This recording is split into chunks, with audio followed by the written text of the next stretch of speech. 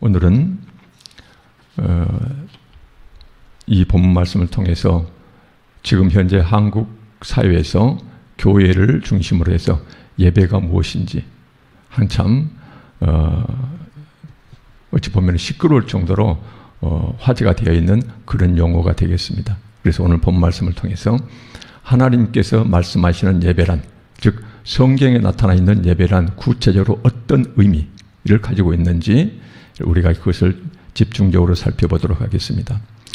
성도님들 그동안 서로 얼굴 보지 못하고 이렇게 흩어져 예배를 드리다 보니 서로 그립고 참 많이 힘드실 것 같습니다.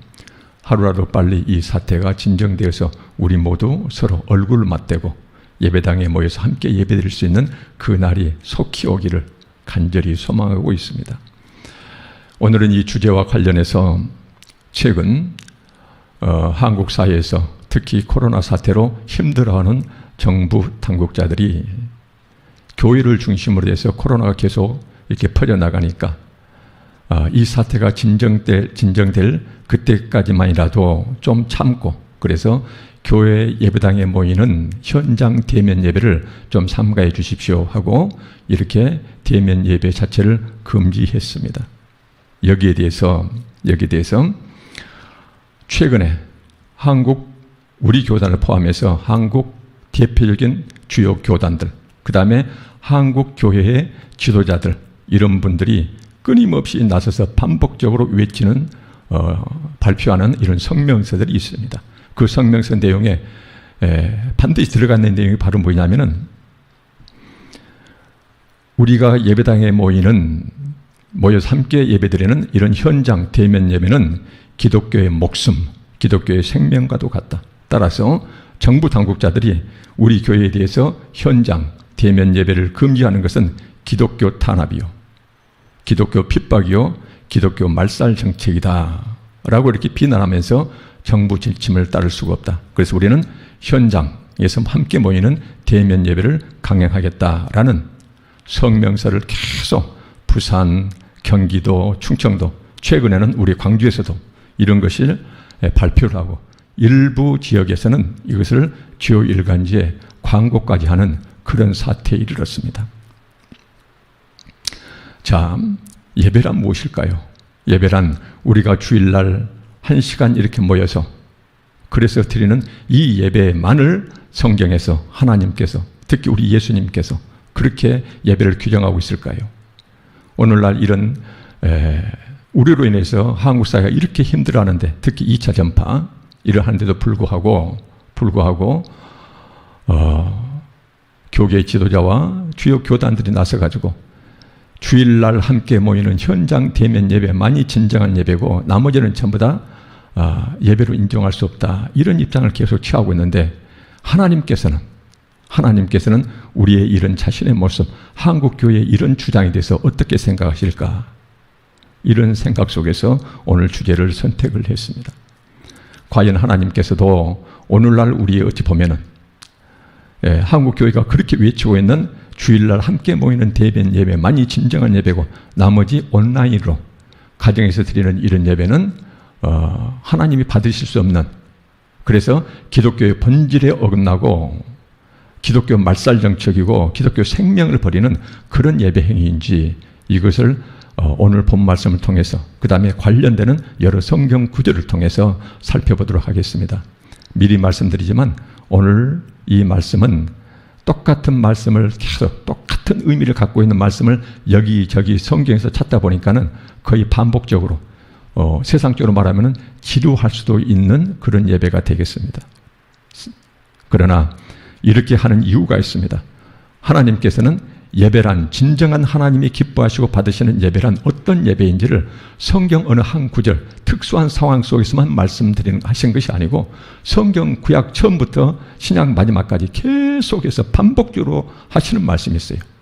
예배란 어떤 것인지, 이것을 오늘 본문이 잘 담고 있습니다. 하나님이 기뻐하시는, 하나님이 받으시는 참된 예배란 어떻게 되었는지, 그래서 예배의 핵심 내용이 무엇인지 이것을 잘 담고 있는 구절이 오늘 히브리서 13장 15절 16절 말씀이 되겠습니다. 자, 우선 본문을 한편 살펴보겠습니다. 그러므로 우리는 예수로 말미암아, 자, 여기서 예수로 말미암아 항상 찬송의 제사를 하나님께 드리자. 찬송의 제사를 하나님께 드리자. 이는 그 이름을 증언하는 입술의 열매니라. 이 말씀이 나왔어요. 여기서는 찬송의 제사, 구약에서는 제사이지만 신약에서는 우리가 예배죠. 예배를 말씀하고 있습니다. 여기서 보니까는 예배는 예수로 말미암아, 예수 그리스도를 통해서 하나님께 예배를 드리는데 어때요? 항상. 그래서 미리 말씀드리면 이 항상이라는 것은 주일날 모여서 드리는 이 한 시간만을 말씀하신 것이 아니고 우리 생애 전체 모든 시간, 그래서 항상 찬송의 제사를 하나님께 드리자. 이는 그 이름을 증언하는 입술의 열매. 그 이름을 증언한단 말이 무슨 뜻일까요? 하나님은 우리의 하나님, 우리는 하나님의 백성, 예수 그리스도는 우리의 구원자. 이것을 고백하는 입술이라면 반드시 어떻게 해요? 하나님께 항상 찬송해 이런 예배를 드릴 수밖에 없다. 그런데 그 예배는 반드시 예수님을 경유해서 예수님을 통하여 하나님께 드려지는 예배다. 그래서 우리가 드리는 이 예배는 예수 그리스도를 통하여 하나님께 상달되는 이런 구조를 여기서 말씀하고 있는데 이것이 예수로 말미암아. 그래서 쉬운 성경에서는 예수님을 통하여 우리 예배가 하나님께 상달된다. 그렇게 해석을 하고 있습니다. 두 번째 보니까는 13장 16절에 오직 선을 행함과 서로 나누어 주기를 잊지 말라. 선을 행함, 선행과 서로 나누어 주기. 내가 가지고 있는데 내 옆에 힘들어하는 사람이 가지고 있지 못하면 내가 가지고 있는 것을 함께 나누라는 것이거든요.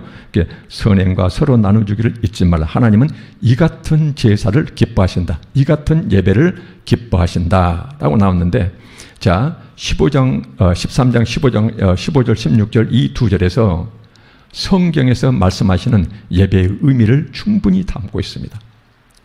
구약 성경과 신약 성경에서 오늘날 우리가 사용하는 예배라는 단어와 관련된 이런 용어들이 여러 개가 나와 있어요. 실은 여러 개가 나와 있는데 그 여러 개 예배를 나타내는 여러 단어들, 히브리어와 헬라어 이런 단어들이 공통적으로 담고 있는 내용이 있어요. 바로 뭐냐면 예배란 첫째 출발점이 뭐냐면은 하나님께서 우리를 부르신다는 것이에요. 하나님의 부르심이 먼저 있고, 그러면 그 하나님의 부르심에 응답하는 것이 우리의 예배입니다. 그럼 예배는 구체적으로 어떻게 구성될까요? 첫째, 하나님이 부르시면 우리는 그분을 향하여 나아가서 그분을 뵙는 것이에요. 그래서 하나님과 우리가 함께 만나는 것, 이것이 이제 예배의 출발점이 됩니다. 그러면은 만나고 난 다음에 우리는 어떻게 해야 될까요? 첫째가 바로 뭐냐면 위로는 하나님을 찬양하는 것이에요. 그래서 15절에 보니까는 예수님을 통하여 우리는 하나님을 예배하는데 첫째 뭐예요? 위를 향하여서는 어때요? 하나님의 은혜를 찬송한다 그 말이에요. 하나님의 은혜를 찬송하고, 두 번째예요. 그래서 다시 한번 말씀드릴게요. 예배란 하나님이 우리를 부르시면은 그 자리에 나아가는 것이에요. 나아갈 때 그래서 그분을 뵙는 것이에요. 그분을 뵙고 나서 그분의 은혜와 그분의 위엄과 그분의 우리를 향한 그 사랑하심이 너무나 아주 감동돼서 그래서 그 하나님을 항상 끊임없이 찬양하고, 그래서 위로는 하나님을 찬양하고, 그 다음에 어떻게 할까요? 이것을 우리는 그 전에 한번 설교 말씀 중에서 모이는 예배라고 그랬습니다. 모이는 예배, 주일날 11시에 함께 모이는 예배. 이 예배가 끝나면은 여기에서 모여서 하나님을 찬양하고 축도하면은 예배가 끝나는 것이 아니에요. 예배의 진정한 예배의 출발점입니다. 그래서 우리는 흩어지는 예배를 드려요. 주일날 11시 1시간 빼고 난 나머지 온 인생을, 온 삶을 하나님의 뜻에 순종해서 하나님이 원하시는 삶을 살아드리는 것, 이것이 이제 예배를 구성하는 것. 그 예배라는 것은요, 주일날 11시에 모이는 이 1시간이 예배의 전체가 아니에요. 이것은 예배의 출발점이에요. 그래서 모이는 예배, 그 다음에 흩어지는 예배. 그래서 주일날 예배가 끝나면 우리는 흩어져서 하나님의 뜻을 행하는 것이에요. 누굴 향해요? 우리 주일을 향하여, 세상을 향하여. 위로는 하나님을 찬양하고 하나님을 배웠을 때 모이는 예배에서, 그 다음에 흩어졌을 때는 항상 하나님을 찬양하면서 우리의 이웃들, 우리의 형제들을 사랑하는 것, 이것이 바로 예배다. 이것이 어디에 나와 있어요? 16장 16절이에요. 방금 본문 말씀. 그래서 위로는 항상 찬송 제사를 하나님께 드리고 그 다음에 옆으로는 어떻게 해요? 오직 선을 행함과 서로 나눠주기를 잊지 말라. 하나님은 이 같은 제사, 이러한 예배를 기뻐하신다 라고 해서 하나님이 기뻐하시는 예배란 하나님의 부르심에 응답하여 우리가 그분께 나아가고 그래서 그분의 은혜를 깊이 깨닫고 그분을 찬송하는 것, 항상 그분의 찬송의 제사를 예배를 드리는 것. 그러고 나서 우리는 흩어져서 내 삶 가운데서 내 주변에 힘들어하는 사람들, 그런 사람들에게 선행을 행하고, 선을 행하고, 그 다음에 내가 가지고 있는데 옆 사람 그이 없어서 고통스러워요. 그러면 내 가진 것 함께 나누는 이러한 것이 바로 이러한 예배를 하나님은 기뻐하신다. 이게 이제 오늘 본문 말씀 뜻이 되겠습니다. 그러면 여기서 보니까는 이 같은 제사에 뭐가 포함됩니까? 하나님께 나가서 하나님 찬양하는 것 포함해서 그 다음에 내 이웃에게 선을 행하고 함께 나누는 일상적인 삶 가운데 선행, 이것까지도 예배에 포함됐어요. 그래서 성경에서는 구약 신약에 여러 단어들이 있는데 그 단어를 전부 다 핵심을 추려보면은 예배란 하나님의 부르심, 우리의 응답, 그래서 그분께 나아감, 그분을 배웠어요. 너무나 좋아요. 그래서 그분을 찬양해요. 모이는 예배예요. 흩어져서 어때요? 흩어지면서 흥얼흥얼 계속 하나님을 찬양하면서 그러면서 하나님 뜻에 순종하여 이웃사랑을 베푸는 이러한 것이 바로 우리의 예배다. 그래서 예배라는 것은 우리의 온 인생으로 드리는 것이지 주일만 모여서 드리는 예배를 예배라고 성경은 말씀하지 않습니다. 그래서 이제 이것이 바로 오늘 본 말씀이 성경 여기저기서 말씀하고 계시는 하나님이 원래 의도하셨던 예배의 참된 의미를 위로는 하나님께, 옆으로는 형제께, 그래서 우리 온 인생 가운데서 핵심 의미를 잘 담고 있습니다. 여기서만 그럴까요? 그렇지 않습니다. 똑같은 말씀을 마가복음 12장 33절에도 나와 있어요. 어느 서기관의 고백입니다. 예수님이 칭찬했던 내용이에요. 그거 보니까는 마가복음 12장 33절에 또 마음을 다하고 지혜를 다하고 힘을 다하여 하나님을 사랑하는 것, 위로는 하나님을 사랑하는 것. 오늘 본문에서는 뭐예요? 항상 찬송 제사를 드리자. 이것이 이제 위로 향하여 하나님을 사랑하면서 찬송하는 것을 나타내요. 그 다음에 옆으로는 이웃을 자기 자신같이 사랑하는 것. 이것이 바로 오늘 본문에서 선을 행함과 서로 나눠주기의 다른 표현이에요. 그래서 위로는 하나님을 사랑하고 옆으로는 이웃을 자기 자신같이 사랑하는 것. 이것이 어때요? 전체로 드리는 모든 번제물과 기타 제물. 마가복음 12장 33절 전체로 드리는 모든 번제물과 기타 제물. 우리 신약으로 말하면 어때요? 우리가 주일 대예배, 수요 예배, 금요 철야기도, 그 다음에 새벽, 이 모든 예배를 전부 합한 것보다도 훨씬 더 나은 것이 위로는 하나님을 사랑하고 그 다음에 흩어져서 이웃을 사랑하는 이런 삶, 이런 삶이 모든 예배를 합친 것보다 훨씬 더 낫다. 이것을 예수님께서 그렇게 극찬하셨던 이 말씀이 되겠습니다. 따라서 우리가 단 히브리서 본문 말씀과 마가복음에 나와 있는 이 두 말씀을 통해서 살펴볼 때 예배란 예배당에 함께 모여 하나님께 찬양을 드리고 그 다음에 축도로 끝나는 1시간짜리 행위가 아니에요. 1시간짜리 이런 예배의식이 아니에요. 그것이 끝나는 것이 아니라 바로 뭐예요? 그 다음에 삶으로 드리는 예배의 출발점이 되는 것이에요. 그래서 본격적인 삶의 예배란 삶 가운데서 형제의 사랑으로 실천으로 형제의 사랑의 실천으로 구체적으로 나아가지 않으면은 그러면 이것은 반쪽짜리 예배고 이 반쪽짜리 예배에 대해서 하나님이 얼마나 혹독할 정도로 나무라시는지를 몰라요. 그래서 하나님께서 기뻐하시는 예배란 다시 한번 우리가 정리하겠습니다. 하나님께서 기뻐하시는 예배란 부르실 때 우리가 응답해서 그분께 나아가서 하나님을 찬양하고 그 다음에 어때요? 하나님을 사랑하면서 하나님을 찬양하고 그 다음에 흩어져서 주일날 11시 예배가 끝나면 흩어져서 우리가 일상 삶 가운데서 형제 사랑으로 실천으로 나아갈 때 이렇게 위로는 하나님 사랑, 옆으로는 형제 사랑, 이것이 바로 우리가 온 삶으로 드리는 예배 전체를 구성하는 핵심 내용인데 이런 예배를 하나님께서는 기뻐 받으신다라는 것이에요. 그러면은 이런 예배가 아닐 때 하나님은 어떤 태도를 취하실까요? 이 말씀들이 우선 구약과 신약에서 제가 골고루 살펴보도록 하겠습니다. 아모스 5장 21절에 보면은 아모스 5장 21절 아모스 선지자를 통하여 하나님의 뜻이 나타나 있습니다. 내가 너희 절기들 미워하여 멸시하며 너희 성회들을 기뻐하지 아니하나니. 자, 여기서 구약의 절기들은 뭡니까? 1년에 3번씩 멀리 떨어져 있는 이스라엘 백성들이 하나님을 경배하기 위해서, 하나님께 제사 드리기 위해서 순례길을 떠나요. 그래서 사방돼서 어때요? 올로 말하면은 예배당을 향하여 나아오는 것을 말합니다. 그래서 어때요? 성회, 모이는 예배, 모이는 제사를 합니다. 그런데 내가 너희 절기들 먼 길을 걸어와서 모여서 나한테 드리는 그 제사와 예배 행위를 내가 어때요? 미워하고 멸시하고 기뻐하지 아니한다라고 합니다. 그러면서 22절, 23절에 쭉 나와 있습니다. 그 다음에 24절에 보면은 왜 기뻐하지 아니하는가? 그러면서 주문하신 내용이 있어요. 오직 정의를 물같이 공의를 마르지 않는 강같이 흐르게 할지어다. 정의와 공의를 삶 가운데서 행하지 않는 너희의 절기들, 그래서 멀리서 순례길 와서 모여서 나한테 드리는 이 예배 행위를 나는 미워하고 멸시하고 기뻐하지 아니한다. 이 말씀을 하고 계세요. 예언자 이사야도 똑같은 말씀을 반복하십니다. 이사야 1장 13절에 헛된 재물을 다시 가져오지 말라. 분향은 내가 가증히 여기는 바요. 무서운 말씀이에요. 가증히, 아주 중후스러운 이런 표현이거든요. 가증히 여기는 바요. 월삭과 안식일과 대회로 모이는 것. 우리로 말하면 뭐예요? 주일날 모이는 예배. 이것도 모이는 것도 가증히, 그러하니 가증히 여긴다라는 것이에요. 성회와 아울러 너희들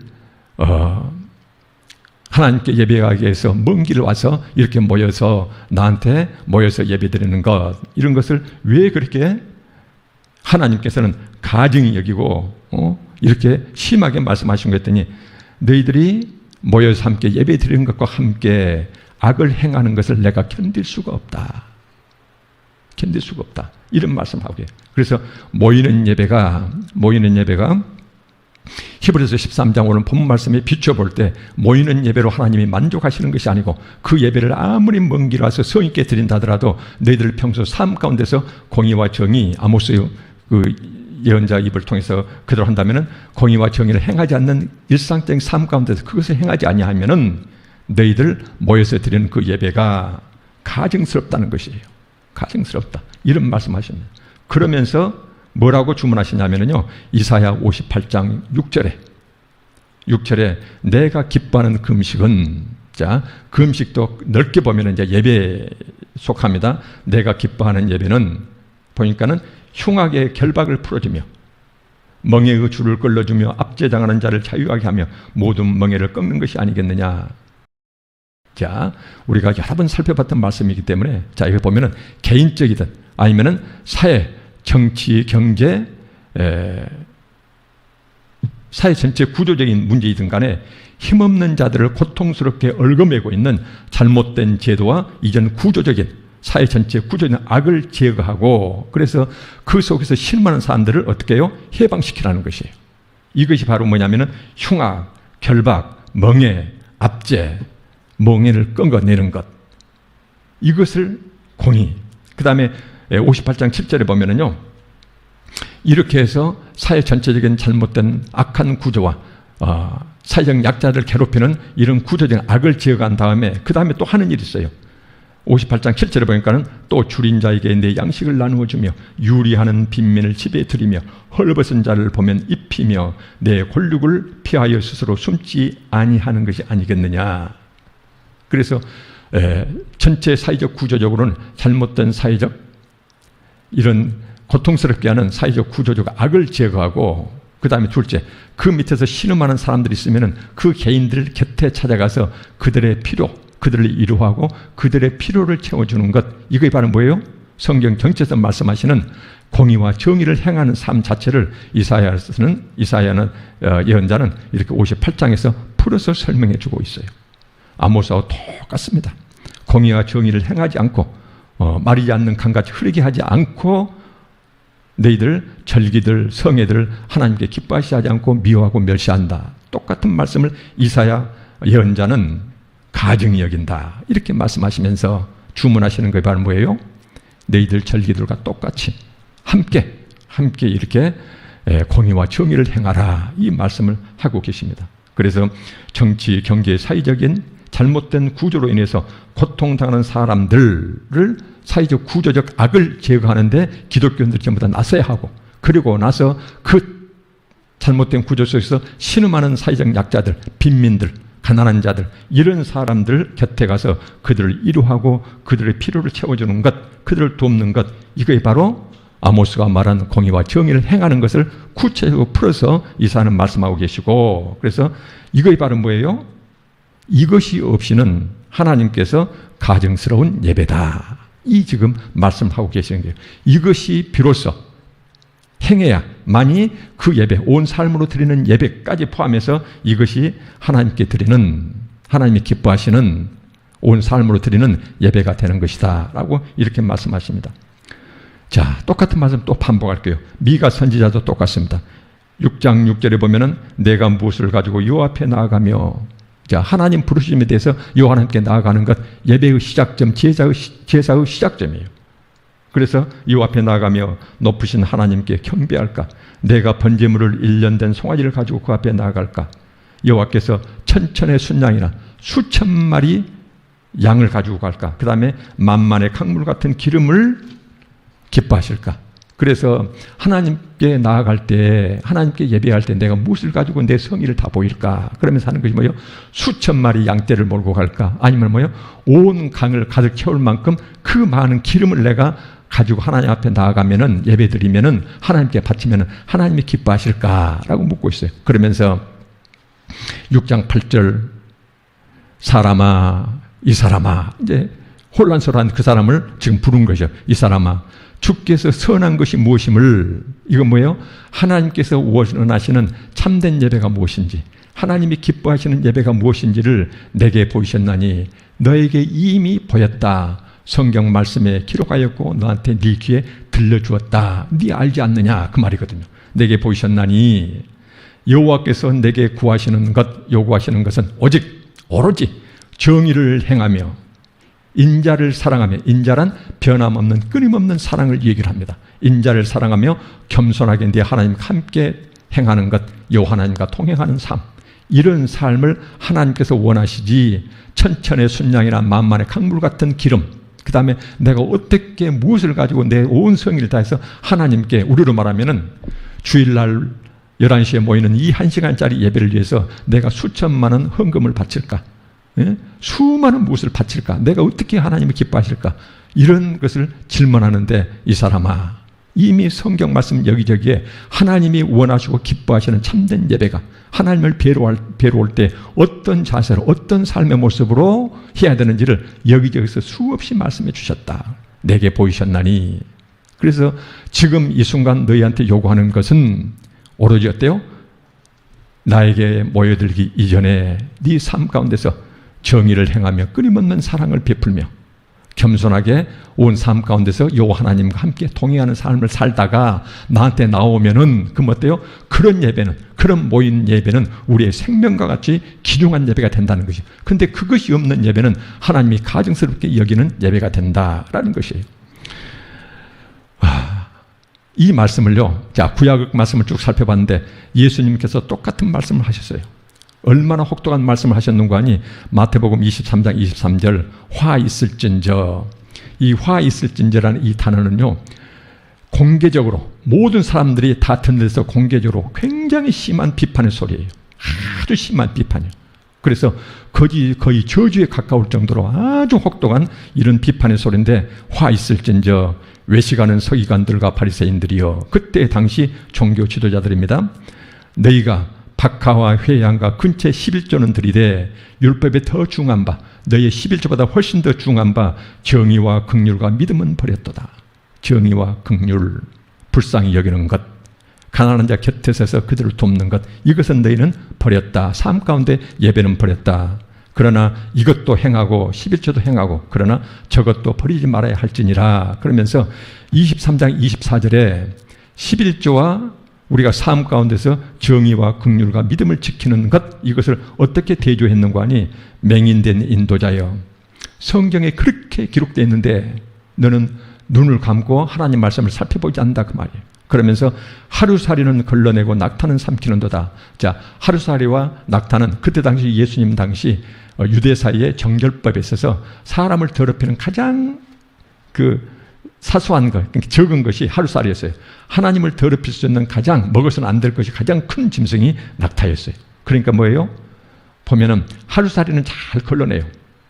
예배를 구성하는 것 중에서 가장 작은 것은 그렇게 잘 지킨 채 하면서, 그러면서 예배에서 핵심, 훨씬 더 중요한 바 뭐예요? 정의와 긍휼과 믿음. 낙타는 꿀꺽꿀꺽 그 죄는 잘 또 말하자면 짓는구나. 그러면서 여기서 외식하는 자들, 이 말씀은 굉장히 무서운 말씀입니다. 뭐냐면요, 이 외식하는 자들은 것은 위선자들아, 그 말이에요. 위선자들아. 여기서 외식하는 자라는 이 단어는 헬라 시대의 연극 배우들이 얼굴에 가면을 쓰고 연극하는 것을 지칭하는 단어가 이 외식이 되겠습니다. 그래서 뭐냐면은 너희들은 지금 밖에 나와서 나에게 정말로 하나님이 원하시고 기뻐하시는 그런 예배를 드리겠다고 목숨 걸고 하겠다고 막 외치고 있는데, 그런데 너 가면 쓰고 연극하는 자들아, 이 말이에요. 위선자들아. 너희는 가면 쓰고 그렇게 하나님께 제대로 예배 드린다고 근처 회양, 박하, 이런까지 모든 11조 조그만 풀잎에 나는 그런까지 전부 다 일일이 그렇게 드린다고 하고 가면을 쓰고 있는데 너희 속에는 탐욕이 가득하다, 그 말이에요. 이 말씀을 하고 계십니다. 바울 사도는 그래서 뭐라고 예배를 강조하냐면 이렇게 얘기를 합니다. 로마서 12장 1절 후반절에 보면은요, 너희 몸을 하나님이 기뻐하시는 거룩한 산 제물로 드리라.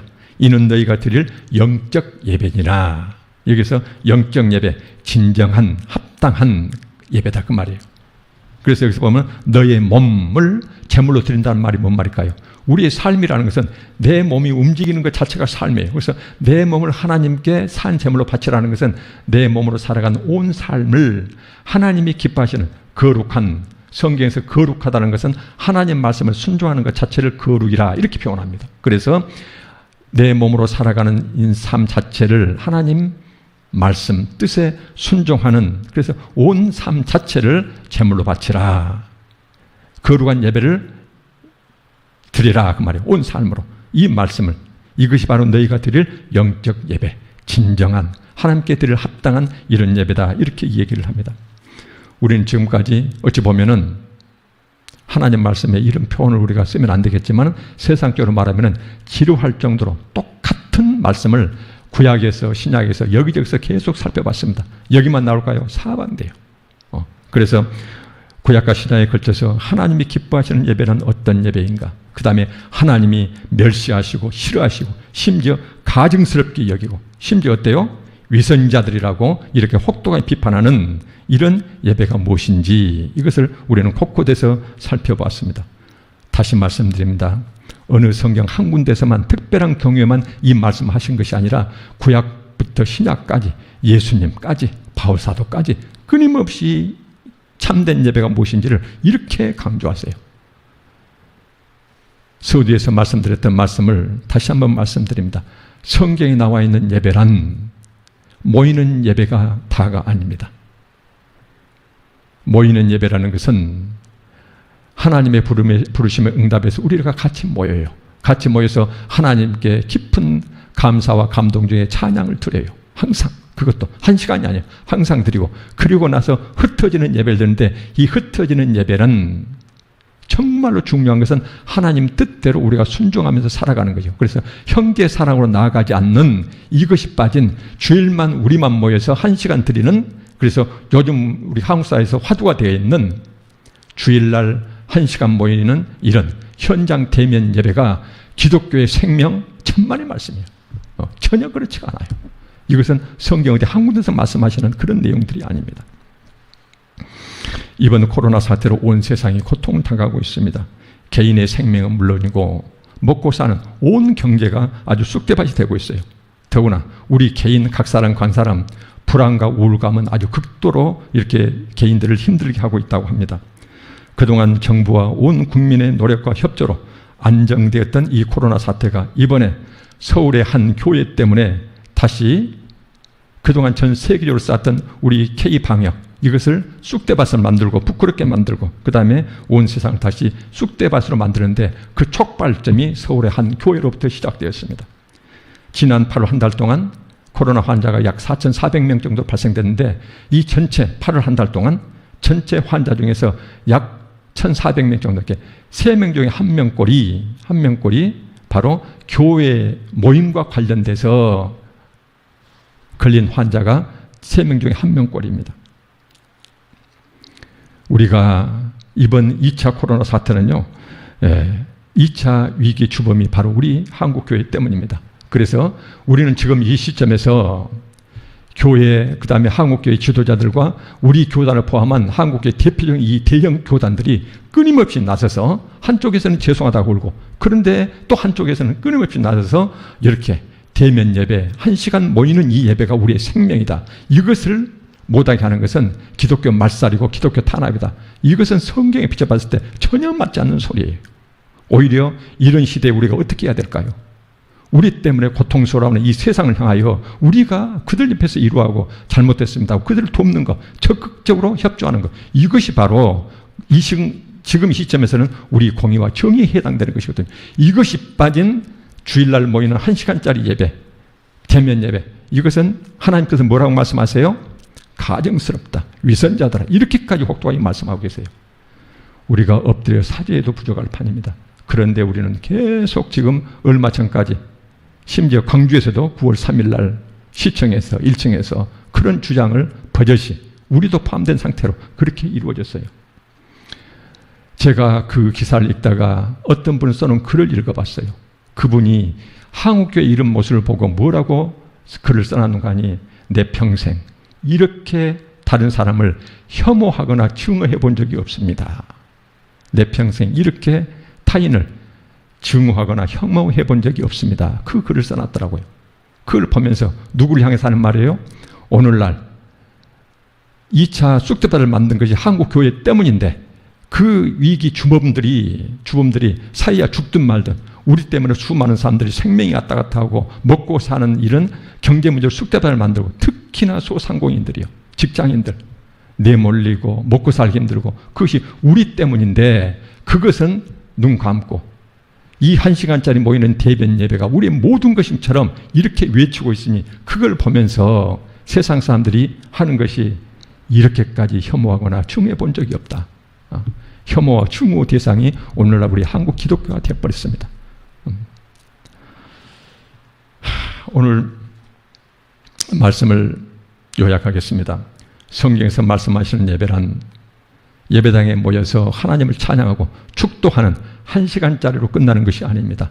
이제야말로 진실된 예배의 시작점입니다. 그래서 본격적인 삶의 예배, 삶 가운데서 형제 사랑으로 실체로 나가지 않는 이런 예배, 하나님이 얼마나 싫어하신지. 그런데 1시간 모여서 하나님을 찬양하고 축도로 끝난 다음에 하나님 말씀 받고 비록 부족하고 흠은 많지만 밖에 나가서 형제 사랑으로 이렇게 실천하려고 위해서는 이런 예배를 하나님은 얼마나 기뻐하시고 참된 예배로 인정해 주신지 몰라요. 그러나 세상의 고통에 눈기 닫고 오직 주일 1시간 예배만이 우리의 생명이고 기독교의 모든 것이다 라고 이렇게 고집할 때 하나님은 그런 자들을, 그런 예배를 미워하시고 싫어하시고 가증스럽게 여기시고 위선자들이라고 하고 이렇게 하나님은 혹독하게 말씀하세요.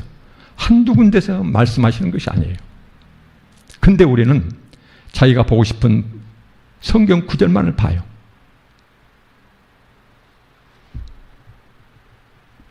교계 지도자들과 연합단체들이 모여서 종교 탄압이요 예배당에 모이겠다고 주장할 것이 아닙니다. 오늘 본문 말씀처럼 공의와 정의를 행하는 것, 구체적으로 삶의 예배, 형제사랑과 고통분담을 말없이 실천하는 것, 이것이 바로 오늘날 하나님이 우리한테 원하시는 예배의 모습입니다.